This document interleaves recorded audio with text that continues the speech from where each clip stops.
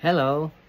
Doon sa part 6 ng ating video series na ito tungkol sa Republic Act 3019 or yung Anti-Graft and Corrupt Practices Act ay tinalakay natin yung Section 3E.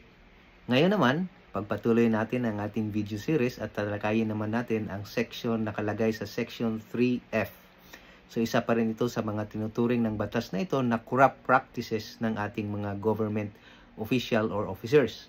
Ano bang sinabi ng Section 3F? Ang sabi dito, neglecting or refusing after due demand or request without sufficient justification to act within a reasonable time on any matter pending before him for the purpose of obtaining directly or indirectly from any person interested in the matter some pecuniary or material benefit or advantage, or for the purpose of favoring his own interest or giving undue advantage in favor of or discriminating against any other interested party.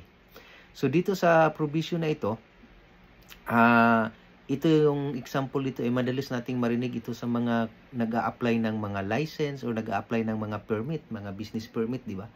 Madalas nating narinig itong kadalasang sinasabi na, hindi ina-actionan. Ang tagal ko nang ina-applyan yung permit ko, kaso lang hindi pa ma-release or ayaw pang i-approve o hindi pa ina-actionan dahil naghintay pa ng padulas, yung tinatawag na padulas. So ito yung Section 3F ng Republic Act 3019 ang mag-a-apply doon. Pwede palang yung officer na yon or public official na yon na makaharap ng ganitong paglabag sa Section 3F ng RA 3019 kung hindi niya aksyonan yung mga application mo for permit or application mo for license, halimbawa, or business permit dahil naghintay pa ng padulas. Or halimbawa, mayroong mga application for license or business permits, halimbawa, or mga franchise na may quota, limited lang yung quota. So, maraming nag-a-apply pero hindi inaksyonan yung iba dahil gustong paboran yung ibang ina-applyan. So, ganun din yon.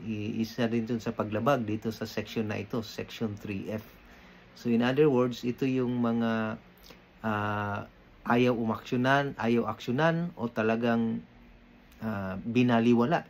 Hindi pinabayaan lang yung application mo dahil naghintay pa ng padulas or maaring marami kayong applicant, may quota na hinahabol, tapos, hindi inaksyonan yung iba para mabigyan ng pabor yung bata niya or manok niya. So, ito pala yung pwede nating isampang kaso dyan sa public official na yan.